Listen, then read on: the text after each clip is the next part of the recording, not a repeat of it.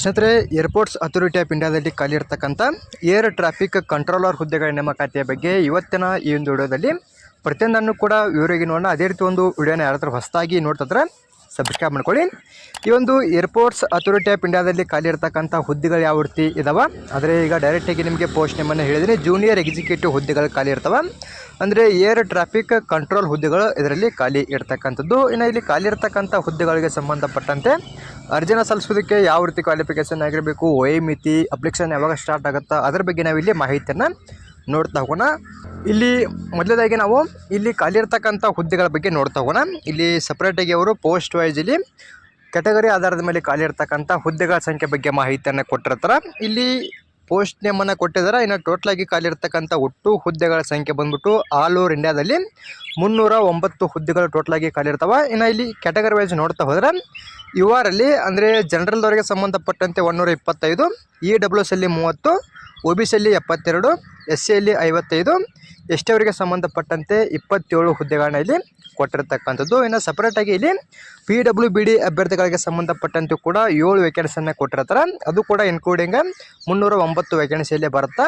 ಇದು ಕರೆಕ್ಟಾಗಿ ನಿಮ್ಮ ಕ್ಯಾಟಗರಿ ಆಧಾರದ ಮೇಲೆ ಖಾಲಿ ಇರ್ತಕ್ಕಂಥ ಹುದ್ದೆಗಳ ಸಂಖ್ಯೆನ ಚೆಕ್ ಮಾಡ್ಕೊಂಡು ಅಪ್ಲಿಕೇಶನ್ ನೀವು ಇಲ್ಲಿ ಹಾಕ್ಬೋದಾಗಿರುತ್ತೆ. ಇನ್ನು ಅರ್ಜಿನ ಸಲ್ಲಿಸೋದಕ್ಕೆ ಯಾವ ರೀತಿ ಕ್ವಾಲಿಫಿಕೇಷನ್ ಆಗಿರಬೇಕು ಅದರ ಬಗ್ಗೆ ನಾವು ಇಲ್ಲಿ ಮಾಹಿತಿಯನ್ನು ನೋಡ್ತಾ ಹೋಗೋಣ. ಇಲ್ಲಿ ಕೆಳಗಡೆ ಅವರು ಕ್ವಾಲಿಫಿಕೇಷನ್ ಬಗ್ಗೆ ಕೊಟ್ಟಿರ್ತಾರೆ. ಇಲ್ಲಿ ಖಾಲಿ ಇರ್ತಕ್ಕಂಥ ಹುದ್ದೆಗಳಿಗೆ ಸಂಬಂಧಪಟ್ಟಂತೆ ಡಿಗ್ರಿ ಆಗಿರ್ತಕ್ಕಂಥವರು ಅರ್ಜಿನ ಸಲ್ಲಿಸ್ಬೋದು. ಅದು ಕೂಡ ಮೇನ್ ಆಗಿ ಡಿಗ್ರಿಯಲ್ಲಿ BSc ಒಂದಿಗೆ ಜೊತೆಗೆ ಫಿಸಿಕ್ಸು ಮತ್ತು ಮ್ಯಾಥಮೆಟಿಕ್ಸನ್ನು ತೊಗೊಂಡು ಯಾರೆಲ್ಲ ಪಾಸ್ ಆಗಿರ್ತೀರಿ ನೀವು ಮಾತ್ರ ಇಲ್ಲಿ ಖಾಲಿ ಇರ್ತಕ್ಕಂಥ ಹುದ್ದೆಗಳಿಗೆ ಅರ್ಜಿನ ಸಲ್ಲಿಸೋದಕ್ಕೆ ಅವಕಾಶ ಇರುತ್ತೆ. ಇನ್ನು ಈ ಒಂದು ಕ್ವಾಲಿಫಿಕೇಷನ್ ನಿಮ್ದು ಆಗದೇ ಇದ್ದಲ್ಲಿ ಕೆಳಗಡೆ ಮತ್ತೊಂದು ಕ್ವಾಲಿಫಿಕೇಷನ್ ಕೂಡ ಕೊಟ್ಟಿದ್ದಾರೆ. ಅಥವಾ ಅಂತೇಳಿ ಇಲ್ಲಿ ಡಿಗ್ರಿಯಲ್ಲಿ ಎಂಜಿನಿಯರಿಂಗ್ ಸ್ಟ್ರೀಮ್ ಒಂದಿಗೆ ಯಾರೆಲ್ಲ ಪಾಸ್ ಆಗಿರ್ತೀರಿ, ಯಾವುದೇ ಒಂದು ಎಂಜಿನಿಯರಿಂಗ್ ಸ್ಟ್ರೀಮ್ ಒಂದಿಗೆ ಪಾಸ್ ಆಗಿರ್ತಕ್ಕಂಥವ್ರು ಕೂಡ ಇಲ್ಲಿ ಅರ್ಜಿನ ಸಲ್ಲಿಸ್ಬೋದಾಗಿರುತ್ತೆ. ಇನ್ನು ಫಿಸಿಕ್ಸು ಮತ್ತು ಮ್ಯಾಥಮೆಟಿಕ್ಸ್ ಇವೆರಡು ಸಬ್ಜೆಕ್ಟು ಕೂಡ ಯಾವುದಾದ್ರೂ ಒಂದು ಸೆಮಿಸ್ಟರ್ಲಾದರೂ ಇರಲೇಬೇಕಂತವರು ಮಾಹಿತಿಯನ್ನು ಕೂಡ ಇಲ್ಲಿ ಕೆಳಗಡೆ ಕೊಟ್ಟಿರ್ತಾರೆ.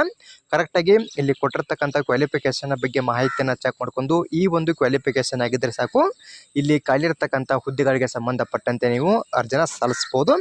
ಇನ್ನು ಜೊತೆಗೆ ಇಲ್ಲಿ ಕೆಳಗಡೆ ಮತ್ತೊಂದು ಮಾಹಿತಿಯನ್ನು ಕೂಡ ಕೊಟ್ಟಿರ್ತಾರೆ. ಇಲ್ಲಿ ಸ್ಪೋಕನ್ ಮತ್ತು ರೈಟನ್ ಅಂದರೆ ಇಲ್ಲಿ ಇಂಗ್ಲೀಷನ್ನು ಬರೆಯೋದಕ್ಕೆ ಮತ್ತು ಮಾತನಾಡುವುದಕ್ಕೆ ಕೂಡ ನಿಮಗೆ ಇಲ್ಲಿ ಬರಬೇಕಂತ ಕೂಡ ಅವರು ಮಾಹಿತಿಯನ್ನು ಕೊಟ್ಟಿರ್ತಾರೆ. ಇನ್ನು ಇದಾದಮೇಲೆ 10+2 ಸ್ಟ್ಯಾಂಡರ್ಡಲ್ಲಿ ಇಂಗ್ಲೀಷನ್ನು ಒಂದು ಸಬ್ಜೆಕ್ಟನ್ನಾಗಿ ತೊಗೊಂಡು ಸ್ಟಡಿಯನ್ನು ಕೂಡ ಮಾಡಿರಬೇಕು, ಜೊತೆಗೆ ಪಾಸು ಕೂಡ ಆಗಿರ್ಬೇಕಂತವರು ಮಾಹಿತಿಯನ್ನು ಕೊಟ್ಟಿರ್ತಾರೆ. 10th ಆದರೂ ಆಗಿರೋದ್ರು ಕೂಡ ಅಪ್ಲಿಕೇಶನ್ ಹಾಕ್ಬೋದು. PUC ಅಲ್ಲಿ ಕೂಡ ನೀವು ಒಂದು ಇಂಗ್ಲೀಷನ್ನು ತೊಗೊಂಡು ಪಾಸ್ ಆಗಿದ್ರು ಕೂಡ ಅಪ್ಲಿಕೇಶನ್ ಹಾಕ್ಬೋದು ಅಂತ ಅವರು ಮಾಹಿತಿಯನ್ನು ಕೊಟ್ಟಿರ್ತಾರೆ. ಇದು ಮೇಲ್ಗಡೆದು ಮೇನ್ ಆಗಿರ್ತಕ್ಕಂಥ ಕ್ವಾಲಿಫಿಕೇಷನ್ ಆಗಿರುತ್ತೆ, ಚೆಕ್ ಮಾಡ್ಕೊಳ್ಳಿ. ಇನ್ನು ಡಿಗ್ರಿ ಪಾಸ್ ಆಗಿರ್ತಕ್ಕಂಥವ್ರು ಅರ್ಜಿನ ಸಲ್ಲಿಸ್ಬೋದು ಅಂತ ಗೊತ್ತಾಗಿದೆ ಅಂತ ಅನ್ಕೋತೀನಿ. ಏನಾದರೂ ಡೌಟ್ಗಳಿದ್ರೆ ಕಮೆಂಟ್ ಮಾಡಿ. ಇನ್ನು ಜೊತೆಗೆ ಇಲ್ಲಿ ವಯೋಮಿತಿ ಬಗ್ಗೆ ನೋಡ್ತಾ ಹೋದ್ರೆ ಇಲ್ಲಿ ಗರಿಷ್ಠವಾಗಿ 27 ವರ್ಷದ ಒಳಗಡೆ ಇರ್ತಕ್ಕಂಥವ್ರು ಅರ್ಜಿನ ಸಲ್ಲಿಸ್ಬೋದು.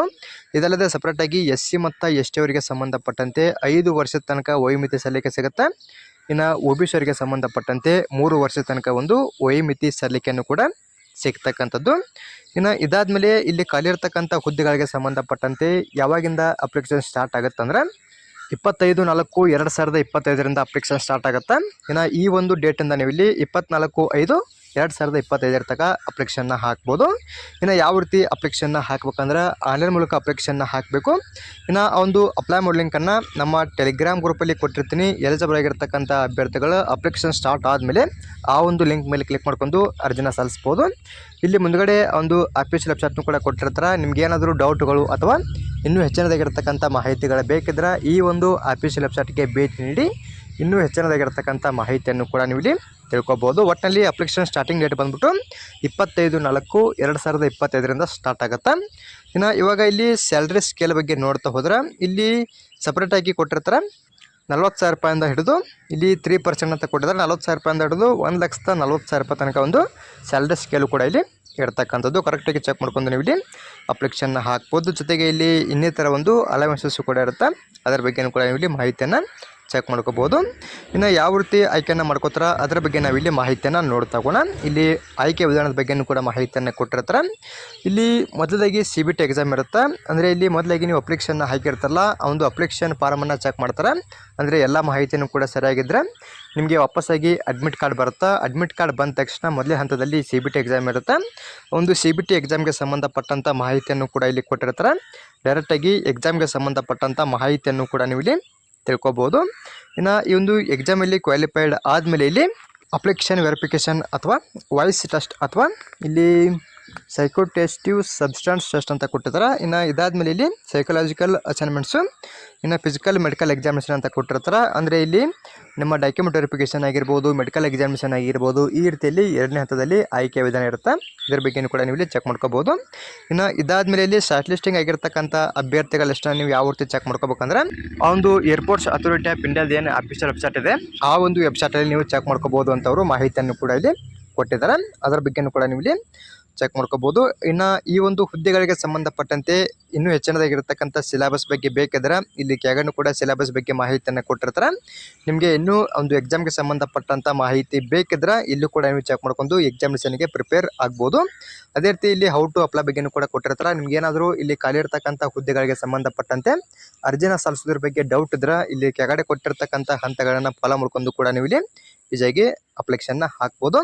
ಇನ್ನು ಫೋಟೋ ಎಷ್ಟು KB ಇರಬೇಕು, ಯಾವೊಂದು ಫಾರ್ಮೆಟಲ್ಲಿ ಇರಬೇಕು, ಸಿಗ್ನೇಚರ್ ಯಾವೊಂದು KBಯಲ್ಲಿ ಇರಬೇಕು, ಅದೇ ರೀತಿ ಅಷ್ಟೇ ಫಾರ್ಮೆಟು, ಅದೇ ರೀತಿ ಬಗ್ಗೆ ಇಲ್ಲಿ ಮಾಹಿತಿಯನ್ನು ಕೂಡ ಕೊಟ್ಟಿರ್ತಾರೆ. ಅದನ್ನು ಕೂಡ ನೀವು ಇಲ್ಲಿ ಚೆಕ್ ಮಾಡ್ಕೋಬೋದು. ಮತ್ತು ಯಾವ ರೀತಿ ಇರಬೇಕಂತಲೂ ಕೂಡ ಕೊಟ್ಟಿರ್ತಾರೆ.